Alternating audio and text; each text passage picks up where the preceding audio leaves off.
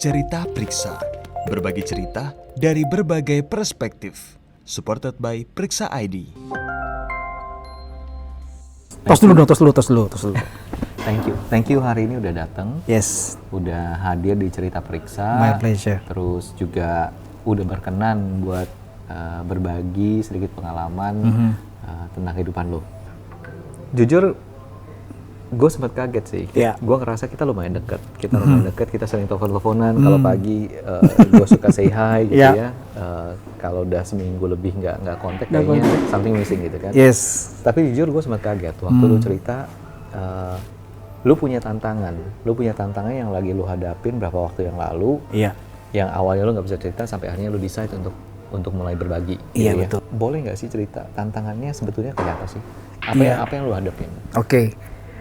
Sebuah keputusan besar sih, artinya buat gue akhirnya mau open up ke orang tentang apa yang gue alamin gitu kan ya, karena gue tahu ini akan ada pola pikir yang berbeda sama masalah ini gitu. Ada yang mungkin nganggapnya ngerti, ada yang menjadikan ini juga sebagai bahan edukasi, dan ada yang nganggap ini hanya mungkin sebatas cari perhatian. Okay. Karena tantangan yang gue hadapin ini berkaitan dengan yang namanya kesehatan mental atau mental health gitu kan ya. Lagi rame nih sekarang nih. Betul, semua orang lagi dan gue beruntung sekali ada di masa ini, ada di fase ini, karena kesadaran orang soal mental health atau kesehatan mental ini kebetulan lagi lumayan naik lah gitu kan. Jadi tantangan yang gue terima adalah berkaitan dengan kesehatan mental itu atau kesehatan jiwa lah bro. Oke. Boleh cerita nggak? Kapan lo mulai ngerasa? Ada masalah dan terus lo merasa kapan lo udah mesti periksa untuk periksa diri untuk ketemu sama ahlinya? Oke. Gejalanya sebetulnya sih udah lama. Gejalanya ya. Cuma gue nggak tahu itu apa. Oke. Itu. Bahkan inner circle gue aja waktu itu masih anggap bahwa ini sesuatu hal yang berlebihan, dibuat-buat, lebay lah istilahnya gitu kan ya. Hingga akhirnya persepsi itu juga muncul di gue sendiri. Okay. Jadi bukan cuma pendapat orang ke gue, tapi gue sendiri mempertanyakan gue kenapa kok begini, kenapa kok begitu gitu kan ya. Hingga akhirnya gue nyari tahu kesana kemari, googling sana sini, hingga akhirnya gue sadar gue harus nyari pertolongan nih. Gak bisa. Kenapa? Karena kesehatan mentalnya ini sudah mengganggu ke pola pikir, ke mood, ke emosi, sampai ke kegiatan sehari-hari. Di situ gue mulai sadar bahwa gue butuh pertolongan. I need healing. Healing yang bener ya. Healing yang bener. Bukan refreshing, tapi healing. Di situ gue mulai sadar.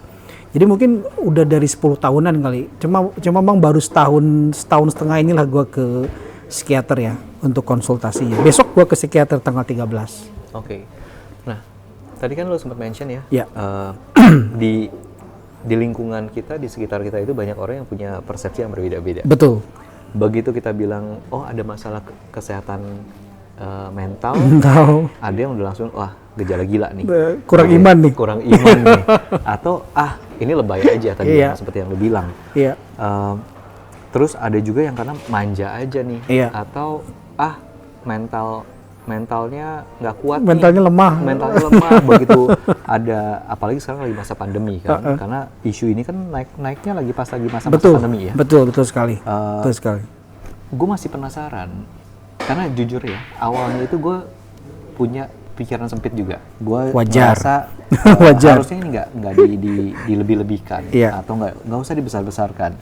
Sampai akhirnya gue mulai ketemu sama teman-teman, orang-orang di sekitar gue, sampai orang-orang yang gue sayang, gitu ya. Jadi nggak cuma gue? Nggak cuma lo aja. Oke. Dan akhirnya mulai terbuka, mulai ngasih tahu, kayaknya gue punya masalah. Nah. Akhirnya apa yang gue coba lakuin, gue coba browsing, gue coba nyari tahu gitu kan. Tapi faktanya bahwa mau gue browsing kayak apa, gue nggak tahu rasanya kayak apa. Dan kalaupun gue berusaha untuk merasa, oh kayaknya gue tahu nih, gue coba duduk di posisinya lu, nggak bisa, karena gue nggak ngerasain langsung.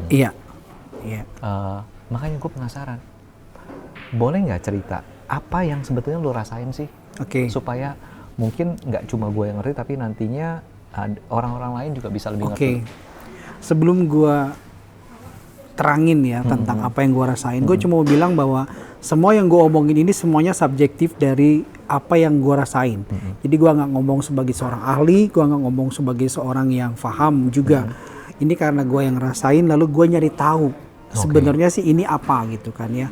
Yang pasti wajar sekali kalau misalkan dunia luar menganggap hal-hal seperti ini nggak penting, karena dari kecil kita diajarin mens sana in corpore sano kan.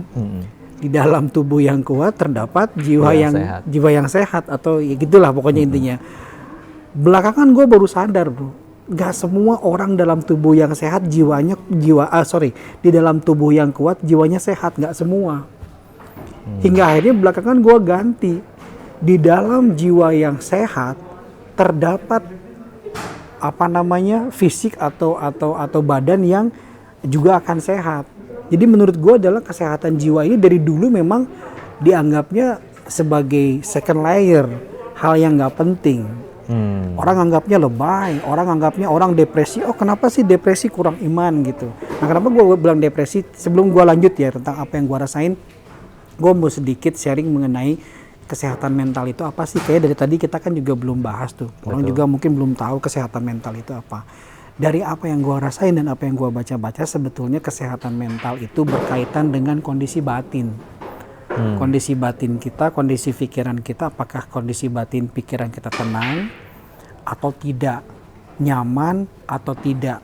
Kalau terganggu sampai misalkan mengganggu kehidupan pribadi, mengganggu kondisi fisik, itu kesehatan mentalnya terganggu.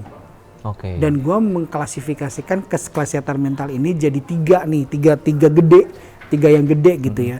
Yang pertama ini adalah stres, ini yang paling ringan nih. Kayaknya semua orang di dunia ngalamin stres. Pasti. 100% pasti ngalamin stres. Bedanya dari rumah, dari pribadi, dari berbagai macam lingkungan di sekitar kita. Kita paling sering denger, aduh gue lagi stres nih. Mau mikirin nanti sore buka puasa aja stres kan, itu orang stres. Mau makan hari ini nanti siang kita lunch apa ya, itu bisa stres orang. Kan aneh gitu kan ya. Tapi sebetulnya bukan sebuah keanehan, karena pengalaman seseorang dalam hidupnya, pendidikan dia, pola ajar dia, setiap orang berbeda-beda. Itu yang paling penting mempengaruhi. Kenapa tadi Joe bilang bahwa gue nggak merasakan. Mungkin sebenarnya juga kerasa di Joe, tapi mungkin levelnya beda-beda. Jadi kayak makan Indomie ada level 1, level 10 gitu kan ya. Jadi toleransinya, toleransi terhadap stresnya itu beda-beda. Terhadap level itunya yang beda-beda. Tadi stres ya, stres tuh paling gampang ngilanginnya. Gue masih ingat ketika dulu kita kerja bareng, terus gue dalam keadaan burn out banget. And then you come to my desk, lu pegang pundak gue terus lu bilang, break dulu 5 menit. Gue lu minta untuk merem sebentar, relax dan tutup laptop. And then setelah 5 menit semuanya cenderung lebih membaik. Sebegitu gampangnya sebenarnya ngilangin stres gitu kan. Itu stres. Yang kedua adalah gangguan kecemasan. Nah ini yang gue alami nih. Gangguan kecemasan atau anxiety disorder. Ya. Gangguan kecemasan itu jadi gini, cemas itu normal bro. Setiap orang pernah cemas pasti. Gue ini kalau mau nyanyi manggung gitu, kebetulan gue zaman kuliah kan tukang nyanyi gitu kan ya. Gue ke panggung, sebelum naik panggung gue cemas gitu, takut gagal, takut mic-nya mati, takut listriknya ini itu. Tapi pas ketika di panggung boro-boro cemas, yang ada malah wah gitu kan ya, adrenalinnya all out gitu. Tetapi ada yang namanya kecemasan berlebih. Jadi cemasnya itu tanpa ada alasan, tanpa ada trigger yang apa artinya yang begitu nyata kelihatan, dia tiba-tiba merasa cemas. Sebutnya anxiety attack namanya. Nah karena gue ngalamin yang nomor 2 ini, gue pengen juga terangin apa sih sebenarnya yang dirasain. Sebelum kita nanti lanjut nomor 3 ya. Apa sih yang dirasain? Yang dirasain tuh nano-nano bro. To be honest, kalau yang dirasain tuh nano-nano. Kadang kita merasa kayak sesak napas. Yang paling sering jantung berdebar. Jadi ini sudden irama jantung itu kenceng, dari yang normal. Padahal kita lagi diem, mungkin lagi ngobrol sama orang. Gue mungkin paling sering lagi nyetir sendiri, gitu. Insiden tiba-tiba di otak gue ngirim sinyal bahwa ada sesuatu yang terjadi.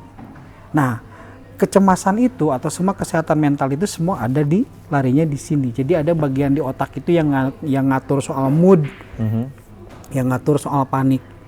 Gitu. Jadi ketika dia merasa ada sesuatu yang salah dalam badan, itu dia ngirim sinyal ke badan kita untuk proteksi diri. Mungkin lu pernah dengar yang namanya superhuman mode manusia. Apa itu? Kayak gini. Lu sebenarnya bukan pelari. Lu bukan sprinter. Sekali waktu lu jalan di sebuah lorong gang gitu kan, tiba-tiba ada anjing galak. Lari lah. Dan lu tiba-tiba jadi lari kenceng. Melebihi dari apa yang selama ini lu bisa lari, yang mungkin baru 10 meter lu udah nafas lu udah berat. Tapi ini 100 meter dikejar anjing lu bisa kenceng lari dan selamat dari anjing itu. Itu namanya superhuman mode. Jadi otak kita mengirimkan sinyal ke badan untuk memproteksi diri, untuk memperkuat semua jaringan, perbesar otot atau whatsoever lah, gua nggak tahu ya istilah medisnya ya. Nah, orang dengan gangguan cemas itu adalah insiden, tiba-tiba dia di otak dia ngirim sinyal tanpa ada alasan apapun, untuk mengeluarkan superhuman mode tadi. Makanya badan kita yang tiba-tiba nggak siap, tiba-tiba jadi kayak, ya itu. Jadi segala kerasa, jantung berdebar-debar, nafasnya naik turun, kadang-kadang terasa sesak nafas, kelayangan, jadi kayak semuanya berbayang segala macem. Yang paling gua sering rasain itu tadi, jantung berdebar-debar sama nafas sesak. Itu yang paling gua rasain. Karena tadi otak gua mengirimkan sinyal, nih lagi ada dalam bahaya nih. Padahal nggak sedang ngapa-ngapain. Itu kecemasan berlebih. Ini apakah salah satu pemicunya adalah overthinking kah? Overthinker? Salah satu. Jadi orang anxiety biasanya overthinking. Dia akan menjadi peramal untuk masa depan. Hari ini kita mau ada acara, gue akan di-interview oleh Joe. Oh nanti interviewnya akan begini. Oh nanti di jalan besok gue akan macet. Oh ketemu yang demo. Oh mobil gue akan, itu overthinking biasanya. Muncullah cemasnya itu, tapi itu cuma salah satu dari trigger. Biasanya orang anxiety, kebetulan gue gabung di sebuah komunitas namanya Anxiety Care Indonesia. Itu orang cemas semua di situ. Se-Indonesia. Kalau gue ngelihat, gue ini termasuk yang salah satu yang beruntung ada di grup ini ya, karena member-member lain trigger-triggernya itu luar biasa, bro. Luar biasa triggernya itu. Jadi anxiety itu memang pasti ada triggernya. Kenapa dia bisa memiliki penyakit itu? Emang itu penyakit kok faktanya, kan emang kan ke dokter. Namanya ke dokter kan berarti itu ada penyakit kan gitu. Ada yang banyak, tapi memang kebanyakan dari sini dari trauma. Ada trauma, bro.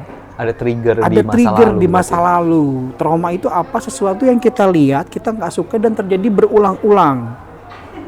Makanya buat gue pribadi, gue kena yang namanya PTSD namanya.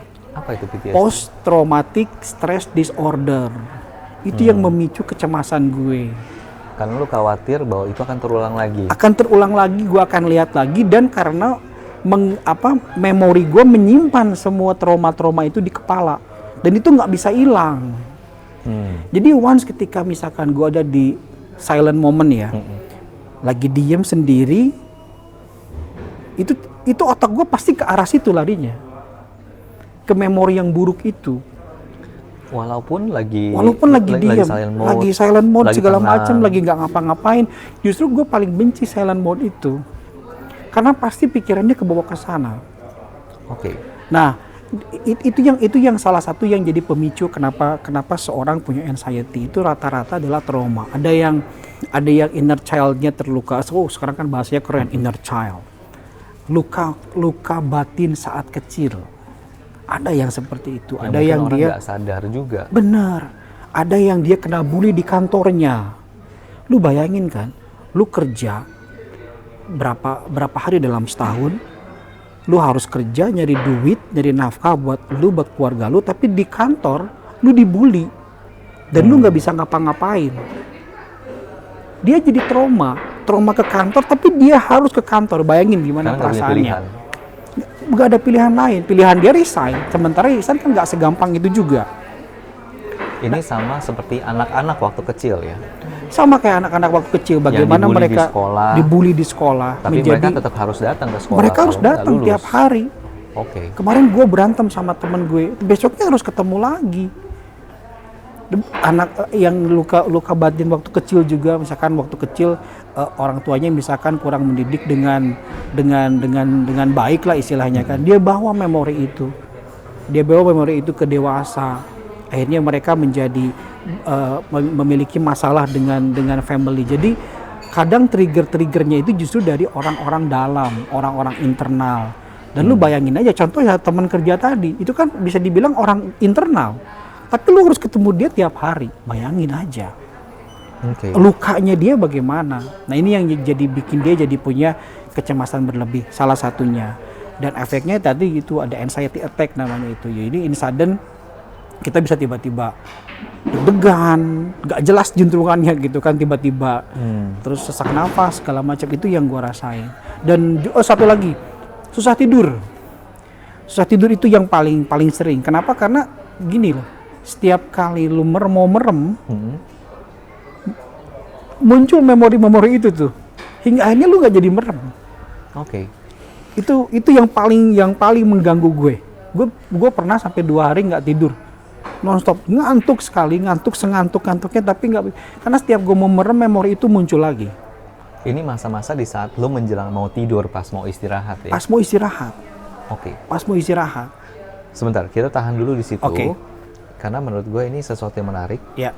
Kita take a break. Oke. Sebentar, kita Sip. akan balik dengan pertanyaan itu ya. Oke, good. Thank you. Oke.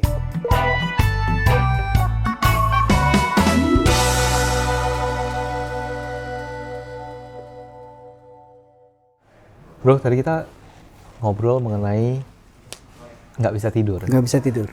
Nah, nggak bisa tidur itu sebetulnya dampak atau malah jadi trigger sih dari masalah itu? Kita nggak bisa tidur gara-gara memang ke-trigger sama trauma kita. Dalam bukan kita kali, gue ya. Gue dalam hal ini secara personal gue ke-trigger karena kepikiran trauma-trauma gue gitu. Tapi ada satu kondisi yang unik, bro. Jadi memang kita nggak bisa tidur karena kita mikir kita nggak akan tidur. Ngerti nggak? Jadi contoh gini, kita orang anxiety kan sering nggak tidur kan. Karena seringnya nggak tidur, ketika kita mau tidur, sengantuk apapun, kita mikirnya jangan-jangan kita nggak akan tidur lagi nih kayak kemarin-kemarin. Akhirnya kita takut tidur. Jadi setiap kita mau merem, sengantuk apapun, kita pasti kebangun. Mungkin kita tidur beberapa momen, beberapa detik tidur gitu, tapi kita kebangun lagi. Kebayang dong pusingnya. Apalagi buat orang yang, gue kan punya hipertensi juga, di mana gue tuh nggak boleh begadang. Tidur gue harus cukup. Nah itu gangguannya pas ketika pagi hari, gangguannya kerasa banget. Itu yang salah satu gejala di orang anxiety itu kayak gitu. Dan Susah tidur. Kalau kita nggak tidur, itu juga pengaruh sama mood kan? Pasti, pagi hari pasti nggak akan bener. Menghadapi seharian besok itu pasti nggak akan bener. Jadi seharian itu udah akan ngegulung lagi. Iya, ngegulung lagi. Kuncinya ya harus tidur. Oke.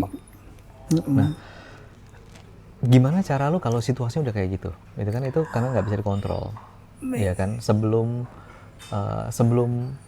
lu ketemu sama ahlinya, gitu ya. Sebelum lu periksa sama ahlinya, apa sih yang lu lakuin gitu untuk ngereda itu gitu loh? Apa ya? Gua hampir hopeless lah, to be honest ya, menghadapi itu.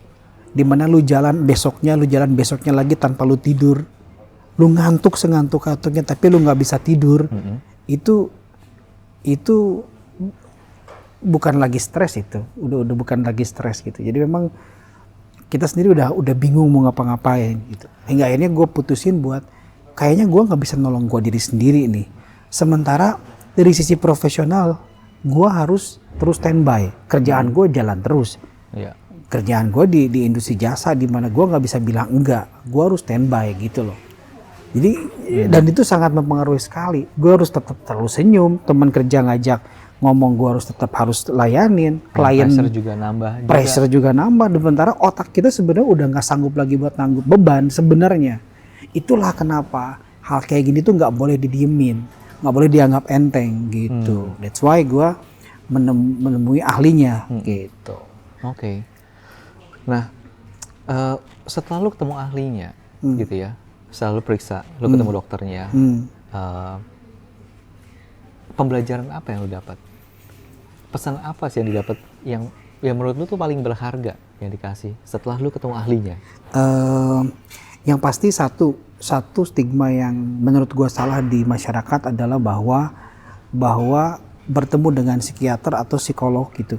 Kalau dalam kasus gue adalah psikiater, karena psikolog itu mereka bukan dokter, tapi mereka juga membantu. Kayak lu gini cerita, kita kalau ke psikolog kan cerita. Kalau gue lebih memilih ke psikiater. Ke psikiater larinya apa? Larinya adalah obat, nantinya dibantu sama obat. Kebetulan gue dapat psikiater itu yang juga seneng dengerin cerita. Akhirnya dia minta gue cerita, seluruh problem gue dicatat. Gue takutnya apa, gue cemasnya gara-gara apa, triggernya apa saja, gue mesti catat itu. Dalam seminggu itu gue ketemu apa saja, kok kenapa sih sampai gini. Dia bikin yang namanya pola pikir kebalikan gitu. Contoh misalkan gue takut nyetir sendiri, kenapa sih takut nyetir sendiri? Oh takut gue kambuh saat nyetir, takut tiba-tiba mobil mogok. Dia bilang dia bikin semacam pembalikan. Kan sebenarnya kalau mogok juga ada derek, nggak perlu khawatir. Kalau misalkan kamu kejadian kenapa juga kan kamu bisa telepon siapa. Jadi dia bikin semacam itu. Dia paham apa yang gue rasain, tapi dia mencoba mengurangi itu. Dia mencoba mengurangi sensasi yang gue rasain dengan pola pikir dan tentunya dengan dibantu obat. Nah, satu hal ya yang tadi gue bilang stigma salah itu adalah katanya ke psikiater bikin ketagihan, obatnya bikin ketagihan. Menurut gue itu salah besar. Kenapa? Kalau kita ngikutin pola dari psikiaternya, itu dijamin kita ke depan. Bukan gue, kalau dijamin itu terlalu ini ya, tapi kalau kita ngikutin, kita mungkin akan jadi lebih baik lagi tanpa harus ketagihan obat. Karena gue ngikutin pola dari si psikiater. Itu sekarang dosis obat gue udah berkurang. Jadi yang dikerjain obat ini apa sih gitu kan? Kan kita bahas di awal bahwa problem dari orang anxiety itu di kepala, di pikiran. Pikirannya cemas terus, pikirannya panik terus. Obat ini membantu untuk menenangkan itu. Jadi kita yang selama ini terbiasa cemas, terbiasa panik, terbiasa gampang ke-trigger trauma, kita dilatih untuk dibiasakan tenang. Obat itu ngebantu. Jadi kita sebenarnya ngerubah kebiasaan pikiran kita ngerubah kebiasaan mood yang ada di kepala kita. Dibantu obat, karena kita jalan sendiri nggak bisa. Itu obat itu. Jadi lama-lama setelah harus dengan dosis segini, lama-lama dosis segini bisa dikurangin, coba dikurangin ternyata masih aman, dikurangin lagi dosisnya, oh ternyata masih aman, lama-lama obat itu akan kita hilangkan. Kalau kita ngikutin program, dan itu nggak sebentar. Jadi kadang-kadang orang kan, udahlah capek ke dokter mulu, capek ke psikiater, capek dianggap kayak jadi orang gila ke psikiater, sakit jiwa, dokter SPKJ, spesialis kesehatan jiwa, takut disangka jadi orang gila. Akhirnya mundur, akhirnya nggak sembuh-sembuh gitu. Ikuti apa kata saran psikiater, ikuti apa kata mereka, ikuti dosis obatnya. Lama-lama itu akan berkurang sendiri karena otak kita akhirnya terbiasa dengan mood yang bagus, dibantu oleh obat gitu. Jadi ini seperti kita pertama-tama harus membuka diri dulu. Artinya kita mengakui ada masalah di sana. Kita harus bercerita. Kita harus cerita dulu. Terus setelah itu periksa ke dokternya, ke ahlinya. Dan juga ikutin programnya. Jangan apa? Istilahnya jangan self diagnostik lah. Karena ini sering terjadi kan. Karena dengan kemudahan semua bisa di search, di googling, segala macam. Jangan. Kita baca sendiri gitu kan, terus kita berusaha untuk ngobatin sendiri. Stop googling. Untuk kasus-kasus kayak gini, stop googling, temui ahlinya, healing. Do the real healing. Jadi bukan healing yang ke puncak, bukan, itu refreshing. Healing itu adalah proses kita meminta tolong kepada ahlinya, ke psikolog atau psikiater. Itu adalah healing, penyembuhan secara benar-benar. Jadi staycation aja juga nggak cukup dong. Staycation aja nggak cukup. Staycation nanti pulang ke rumah baru sadar ATM di ATM habis nih, uang di Trigger ATM lagi. habis, ke-trigger lagi, stres lagi. Bukan healing itu namanya gitu kan kalau kayak gitu. The real healing adalah kita menemui ahli, psikolog atau psikiater, kita bercerita. Makanya tuh biasanya saya suka nih konsep acara ini, cerita, periksa, karena emang menurut gue pribadi inti dari segala macam penyakit itu adalah semakin dia dipendam semakin sakit. Tapi semakin kita bercerita, semakin kita punya kesempatan buat sembuh semua penyakit. Menurut gue, kita biasa nyebutnya orang-orang anxiety, nyebutnya sensasi. Oke. Kenapa disebutnya sensasi? Iya, ya nggak ngerti. Pokoknya kita ini sensasinya lagi kayak gini nih, lagi ngalamin sensasi sesak, lagi ngalamin itu kalau dibuka di grup ya, di grupnya Anxiety Kit Indonesia kayak gitu. Tolong saya lagi sensasinya lagi sesak. Terus yang lain pada komen, yang lain coba try to help gitu kan, ya, tarik nafas. Kita kan diajarin olah nafas kan. Saya sama psikiater gua diajarin tarik nafas. Jadi once ketika kita ada panic attack kayak gitu, kita tarik nafas yang 4 detik, tarik nafas, tahan 7 detik, terus lepasin 8 detik. Itu gue diajarin tuh sama si psikiater. Lumayan. Jadi ketika panic attack, lu lihat lagi sekeliling lu, cari 5 benda, sebutin warnanya, sebutin nama bentuknya. Jadi kita ke distract. Pikiran kita ke distract dari trigger yang bikin panik tadi, trigger yang bikin anxiety attack tadi. Itu hal-hal kayak gitu-gitu kita lakuin. Lumayan mengurangi lah. Jadi bisa dibilang selain taking rest, selain istirahat, tapi juga distraction yang positif itu juga penting. Itu P3K-nya. Pertolongan pertama pada anxiety-nya. Jadi itu mengalihkan masalah yang lagi dihadapi dengan hal-hal lain. Iya, termasuk nyubit diri sendiri. Termasuk mencubit. Karena kita mengalihkan sakit pada cubitan. Cubit, misalkan cubit gue dong, itu bisa ngebantu juga karena dia ke distract. Ini menarik sih diskusinya, dan gue percaya ini kita masih baru bicara mungkin di lapisan paling atas. Paling atas lah. Masih di lapisan fasad. Iya, masih fasadnya. Kalau bisa meminta dari teman-teman terdekat, keluarga terdekat, dukungan apa sih yang dibutuhin sama lo? Yang pasti gue merasa beruntung banget. Beruntungnya gue adalah inner circle gue adalah supporting system yang paling baik. Ya, dulu mungkin semuanya nggak ngerti, istri juga nggak ngerti, ini kenapa kayak gini. Mungkin juga keluarga masih anggap lebay segala macam. Tapi di gue beruntungnya enggak. Di gue beruntungnya adalah inner circle gue adalah support system yang paling baik. Ini yang paling penting. Karena banyak sekali pasien anxiety care yang justru inner circle-nya nggak support. Makin parah mereka. Jadi ada trigger lagi. Iya, di luar gua digini, di dalam gua digituin. Waduh, parah, makin kasihan. Ini jadi jadi kunci utamanya adalah kita cerita. Kita cerita ke siapapun juga kita cerita. Agar apa? Agar mereka tahu once ketika anxiety attack-nya muncul, mereka bisa bantu apa. Contoh misalkan ketika kemarin kita dalam tanda kutip ngerayain Hari Bipolar Indonesia kan. Terus gue bilang sama Joe juga kan, gue juga punya sedikit bipolar nih. Gue juga minum obat bipolar bro. Karena untuk beberapa kasus gue pernah ngalamin seperti bukan gue sendiri. Gitu, marahnya bukan marah gue sendiri. Karena orang anxiety care itu kadang-kadang emosinya juga cepat ketarik. Bukan karena dia pemarah, tetapi karena dia gini, gue satu mau angkat lagi ya. Orang dengan anxiety care itu biasanya sensitif sekali terhadap sindiran atau kritikan. Kenapa? Karena mereka terbiasa ingin menyempurnakan semua. Karena kan mereka biasa cemas kan. Dia cemas, dia ingin semuanya berjalan bagus. Jadi once ketika kritik atau sindiran itu muncul, mereka kadang sakit hati. Karena mereka ngerasa gue udah ngelakuin semua ini sesuai dengan yang terbaik. Kenapa masih dikritik? Kenapa masih? Ini juga salah satu yang harus dilakukan oleh support system di sekelilingnya. Lebih mengerti, lebih memahami kondisi orang-orang dengan kondisi seperti gue tadi. Terus misalkan kalau kita memang merasakan hal-hal, teman-teman di sini yang ngelihat video ini misalkan merasakan hal yang seperti gue rasain, better cerita. Cerita yang paling cepat adalah ke inner circle sendiri. Ini pertanyaan yang mungkin menarik. Kita lihat satu kenyataan ya. Tidak semua orang punya empati yang tinggi. Tidak semua orang, betul sekali. Ada orang-orang yang bahkan nggak peduli sama sekali. Nah, di saat lu ketemu orang-orang yang enggak peduli dengan kondisinya lu, karena mungkin mereka punya kondisi lain sendiri ya, mereka setiap orang punya battle-nya sendiri, ya kan? Dan lu harus berhadapan dengan mereka, dan lu tahu itu jadi bahaya, ya. Apa yang lu lakuin?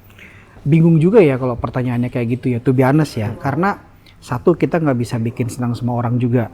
Kita juga nggak bisa ngontrol semua orang juga. Betul. Jadi menurut gua pribadi yang paling penting sekarang adalah gua coba kontrol apa yang gua bisa aja dulu. Gua nggak bisa kontrol semua. Kalau misalkan kalian nggak peduli dengan apa yang saya rasakan, no problem juga buat saya. Gitu kan problemnya kan. It's okay. Karena semakin kita memikirkan, semakin kita berharap agar orang ngerti ke kita, semakin kita bergantung pada mereka agar mereka paham, kenyataannya mereka enggak, kita malah makin down. Kita malah makin down. Jadi ya udah aja. Yang penting inner circle kita terdekat, kita paham, itu yang paling penting. Gue kemarin baru cerita ke salah satu atasan gue di tempat kerja. Oh kok bisa ya begini begitu. Dia juga akhirnya paham. Akhirnya dia juga, saya juga kadang-kadang gitu tuh. Nah kan kayak gitu kan. Tetapi dia tidak sampai ke yang berlebih, jadi yang biasa aja. Sementara kalau gue kan dampaknya sudah berlebih gitu. Jadi memang inner circle itu penting, support system itu penting sekali. Bro, kita ngobrol panjang lebar. Ini menarik banget. Cuma karena keterbatasan waktu. Ada berapa kesempatan yang gue mau kasih adalah kalau lu bisa memberikan satu advice kepada teman-teman di luar sana yang mungkin punya tantangan yang sama sama seperti lu, dan mereka juga menghadapi kesulitan untuk bisa bicara dengan teman-teman di sekitarnya, atau tidak punya channel out ya untuk bisa membantu mereka, apa yang mereka harus lakuin? Ini sekali lagi pertanyaan yang sulit, tapi memang ini harus kita hadapi. Gue sendiri sering berada di posisi seperti itu. Ya, mau cerita takut disangka lebay.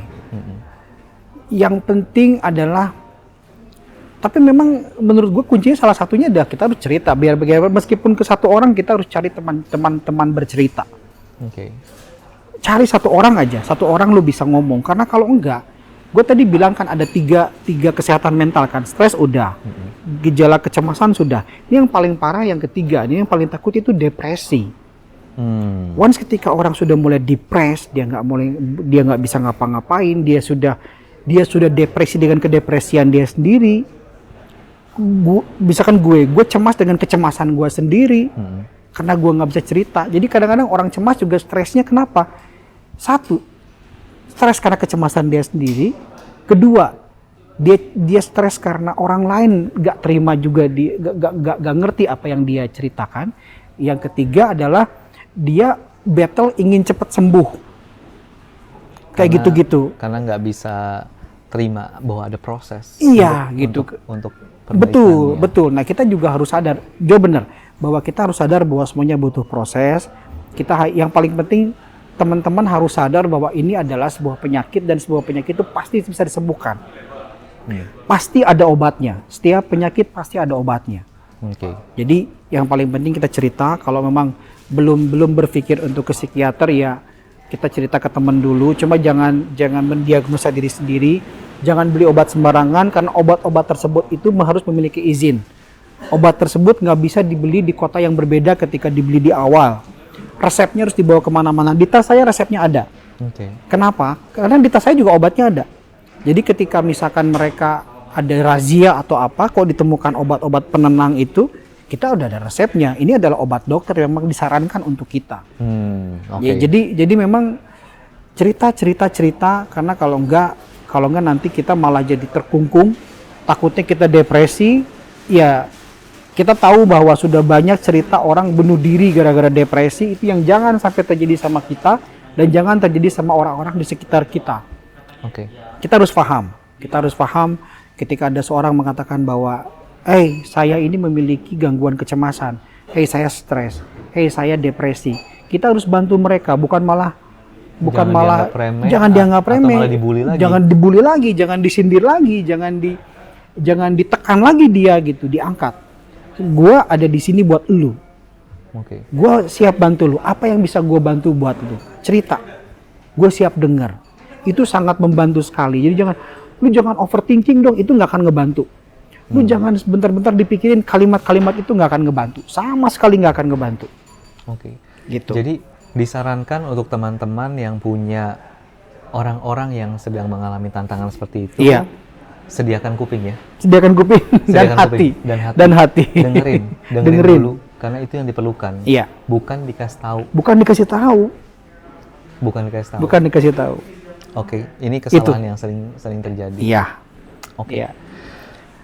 Oke, menarik. Iya, menarik ya. Ngobrol kita hari ini. Dan trust me, dengan gue cerita seperti ini juga healing buat gue, bro. Jadi gue pribadi thank you banget bisa diundang ke acara ini, bisa ngomong seperti ini ke Joe, dan bisa reveal makin banyak lagi gitu kan ya. Dan buat gue ngomong kayak gini bukan jadi sebuah kehinaan, bukan juga jadi kayak semacam apa, tapi memang begini adanya gue. Jadi ya teman-teman juga yang harus merasakan, mungkin bisa coba dengan cara-cara kayak gue gini gitu kan, ngomong cerita gitu.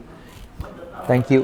Ya. Harapannya memang obrolan kita hari ini bisa jadi dampak positif buat banyak orang. Amin. Ya. Thank you sekali lagi, thank you Gue buat thank you. waktunya. Thank you sama-sama. Seneng bisa belajar. Iya, sama-sama. Gimana? Ilmu baru ya. Ilmu baru. Jangan nyerah ya. Ya. Di Anxietika Indonesia kita punya slogan We Survive Together. Good. Never lose hope. Jangan hilang harapan. Kita akan survive together, gitu aja. Oke. Good. Thank you. Thank you banget. Thank you, bro. Thank you, bro. Thank you. Cerita Priksa, berbagi cerita dari berbagai perspektif. Supported by Priksa ID.